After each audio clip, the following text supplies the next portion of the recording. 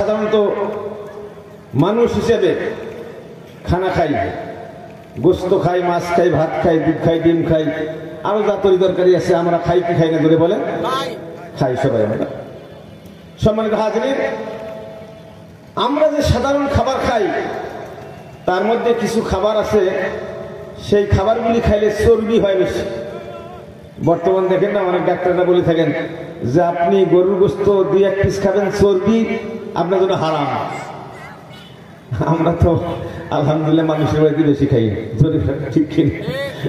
আল্লাহ খিলে আর কি, আপনারা তো খাওয়ান দেখি তো খাই, দাওয়াত না দিলে তো যাইতেন না। তো দেখা যায় অনেক মোটা পেটওয়ালারা চর্বি আশপাশে তো চলবেন না, চর্বি আমাদের চলবে না, আমাদের পাতে উঠে যায়। ডাক্তার নিষেধ করছে আমাদের চর্বি চলবে না, 2-1 পিস গোস্ত কোন রকম খাওয়া যায় আর কি। মানে হাই প্রেশার, তারপরে হার্টে চর্বি জমছে, বিশেষ করে গরুর গোস্ত। আর গরুর গোস্ত যে এত বেশি স্বাদ, আল্লাহর যে একটা নেয়ামত, আজ পর্যন্ত আমি কোনো মানুষের মুখে কথা শুনলাম না যে আমার গরুর গোস্ত ভালো লাগে না। আপনারা কি শুনছেন কি? একটু কথা বলেন। সবাই গরুর গোস্তের পাগল। আর আমার এক মামা আছে, ডাক্তার নিষেধ করছে আপনি এক কিছু খাইতে পারবেন না, আপনার চর্বি বেশি হয়ে গেছে, পেট বড় হয়ে গেছে। তারপরে ভাগ নিয়ে মন যে মানে না, কি করে? সম্মানিত হাজিরিন, তো এই যে সুস্বাদু খাবার, কিন্তু এর মধ্যে ক্ষতিও আছে। তাই কিছু কিছু খাবার আছে যেইগুলি খাইলে মানুষের হার্টের উপর চর্বি জমে, রক্তে চর্বি জমে। হার্টে চর্বি জমলে আস্তে আস্তে আস্তে করে হার্টকে খেয়ে ফেলে, ক্যান্সার হয়ে যায়। এমন কথা আপনারা শোনেন না?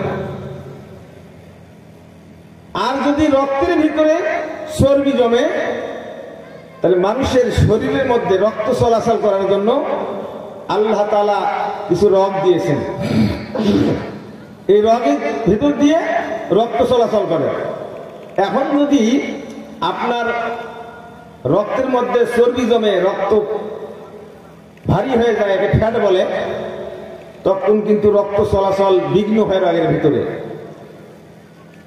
বিশেষ করে কোন মানুষ যদি মাদক সেবনের অভ্যাস থাকে, মাদক সেবন করার সাথে সাথে এই মানুষটার দেহের মধ্যে, এই হার্টের মধ্যে এক প্রকার অস্থিরতা শুরু হয়। অস্থিরতা শুরু হওয়ার কারণে এই ব্লাডটা খুব জোরে চাপ মারে, ব্লাড জোরে ছেড়ে দেয়। ব্লাড জোরে ছেড়ে দেওয়ার কারণে ওই যে তার রক্তের মধ্যে, ব্লাডের মধ্যে চর্বি জমি আছে, দ্রুত গতিতে যাওয়ার কারণে, রগ স্বাভাবিক অবস্থা না থাকার কারণে মাঝে মাঝে ঘাড়ের রগ ছেড়ে পড়ে গেল আর মরে গেল। এমন শোনেন কি শোনেন না? জোরে বলে। এটা কিন্তু ব্লাড প্রেশারকে বলা হয় রক্তের মধ্যে চর্বি বেশি হওয়ার কারণে। এখন এই যে হার্টের উপর চর্বি জমে, হার্ট অ্যাটাক করে, হার্ট নষ্ট হয়, আবার এই হাই প্রেশার হয়। এই রোগগুলি আপনাদের চিকিৎসা করা লাগবে না। আল্লাহ পাকের এই বিধানটা যদি আমরা পালন করতে পারি, রমজানুল মুবারকের 1 মাস রোজা এবং শাওয়াল মাসের 6টা রোজা রাখতে পারি, আল্লাহ তাআলা আমাদেরকে এই রোগ থেকে মুক্তি দান করবেন। সবাই বলেন আমিন। আমার কথা নয়, জাপানের এক ডাক্তার, স্বাস্থ্যবিজ্ঞানী, নাম হলেন মিস্টার ওসাকা। উনি গবেষণা চালাইছেন যে আল্লাহ তাআলা মুসলমানদেরকে এই রমজানুল মুবারকে 1 মাস কি জন্য রোজা থাকতে বলছেন, আর মুসলমানদের নবী মুহাম্মদুর রাসূলুল্লাহ এই 1 মাস রোজা থাকার পরে শাওয়াল মাসে 6টা রোজা থাকার জন্য কি জন্য তার উম্মতকে উদ্বুদ্ধ করছেন এবং নিজেও থাকছেন, এটার উপর গবেষণা চালাইছেন। এই গবেষণা নাম দিয়েছেন অটোফেজি। আর এই গবেষণাকে কেন্দ্র করে উনি নোবেল বিজয়ী হয়েছেন। বলেন সুবহানাল্লাহ। উনি হলেন খ্রিস্টান, গবেষণা করছেন মুসলমানদের রোজা নিয়ে। উনি গবেষণা করার পরে গবেষণা করলেন কি? সম্মানিত হাজিরিন, আমরা এই যে 2 দিন পর রোজা থাকবো, সম্ভবত আমাদের সিহিরি হবে 5টার সময়। 5টার সময় আমরা সিহরি খাবো, 6, 7, 8, 9, 10, 11, 12, 1, 8 ঘন্টা পরে আমাদের পেটে কিন্তু কিচ্ছু থাকবে না। যা খাইছি সিহরিতে সব কিন্তু কিছু চলে যাবে মূত্রথলিতে, আর কিছু চলে যাবে পায়খানার থলিতে। একদম পেট খালি, ক্ষুধায় পেট শুধু সো সো করতে থাকবে। যখন ঠিক কিনা? সম্মানিত হাজরিন, এখন বলেন তো, আপনারা যারা মোটরসাইকেল চালান, তেল ফুরি দেওয়ার সাথে সাথে মনে হয় 5 কিলো গাড়িটা এমনি এমনি চলে নাকি? না স্টার্ট বন্ধ হয়ে যায়? কথা বলেন, বন্ধ হয়ে যায়। তো যে কোনো গাড়ি তেলের মাধ্যমে চললেই তেল শেষ হয়ে গেলে কি হয়ে যায়? স্টার্ট বন্ধ হয়ে যায়, তার গতি থেমে যায়। তা আমরাও তো একটা মানুষ, আমরাও তো একটা ইঞ্জিন, আমাদের তো একটা দেহের মধ্যে ইঞ্জিন আছে। তো যখন খাদ্য থাকে না, তেল থাকে না, তখন তো আমাদের চলাফেরার কথা নয়, আমরা তো একদম কাহিল হয়ে যাওয়ার কথা। কিন্তু তারপরেও 1টার পর থেকে নিয়ে আবার ইফতার আগ মুহূর্ত পর্যন্ত আমরা স্বাভাবিকভাবে কাজ করতে পারি, হাঁটা চলাফেরা করতে পারি, নামাজ কালাম সব কিছু করতে পারি। ব্যাপারটা কি? ব্যাপারটা কি? অথচ দেখবেন একদিকে আল্লাহর রহমত, আরেকদিকে ফাজাইল বলতেছে এটা আল্লাহর রহমত। কিন্তু আমরা যে এত কষ্ট করে রোজা থাকি, এটা আল্লাহ পাকের একটা রহমত। আল্লাহ বলেন, তোমরা সাহস করে শুরু করো, আমি আল্লাহ তাআলা গন্তব্য পৌঁছে দেওয়ার ব্যবস্থা করে দেব। বলেন সুবহানাল্লাহ। সম্মানিত হাজিরিন, 15-20 ঘন্টা উপবাস থাকাটা খুব কঠিন কথা, কিন্তু আল্লাহ পাকের রহমত আছে। দেখবেন আপনাদের সন্তান বা আপনার নাতি 6-7 বছর বয়স, সকালবেলা ক্ষুধা লাগলে খাবার চায়, রান্না বান্না একটু দেরি হলে অনেক সন্তান আছে গ্লাস ভাঙ্গি ফেলে, প্লেট ভাঙ্গি ফেলায়, আসে না এরকম? কিন্তু ওই সন্তানে দেখবেন আবার আপনি যখন সিহরির টাইমে উঠবেন, সিহরি খাইবেন, ওরা টের পায়, আস্তে করে উঠে আসে, দাদুর কাছে আসে, বাপের কাছে আসে, নানুর কাছে আসে, সিহরি খায়। খাওয়ার পরে পরের দিন দেখবেন যত চেষ্টা করেন না কেন সে রোজা ভাঙতে চায় না। এমন নজির আছে কিনা আপনাদের পরিবারে? আমাদের আছে। ছোট্ট বাচ্চা, 6-7 বছরের বাচ্চা সিহরি খাইলে আর তাকে রোজা ভাঙা যায় না, সে কাহিল হয়ে যায় এক পর্যায়ে, কিন্তু রোজা ভাঙতে চায় না। কারণ কি? এটা হলো মহব্বত, আল্লাহর রহমত, ভালোবাসা।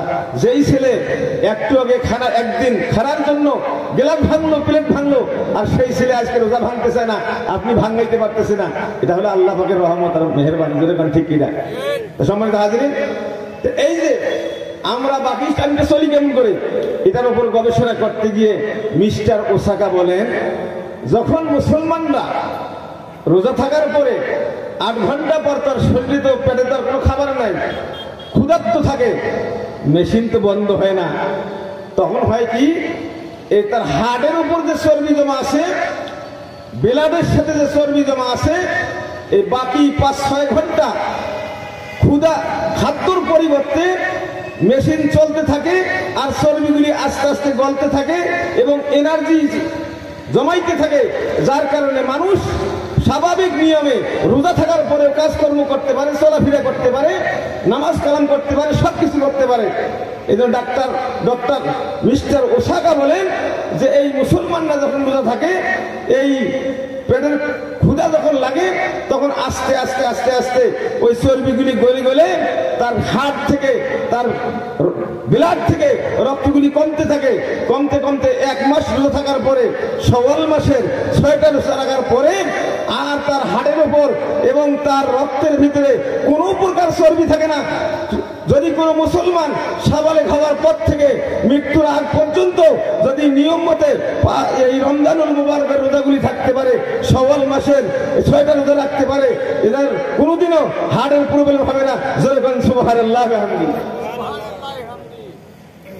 শুধু কি তাই?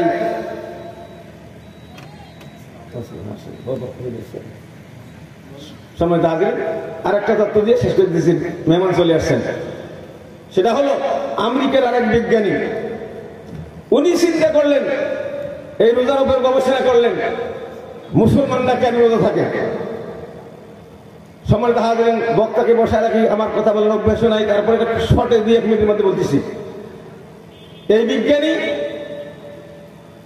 40টা ইঁদুর সংগ্রহ করলেন, 40টা ইঁদুরের শরীরের ভেতরে ইনজেকশন পুশ করে ক্যান্সারের জীবাণু ঢুকাই দিলেন।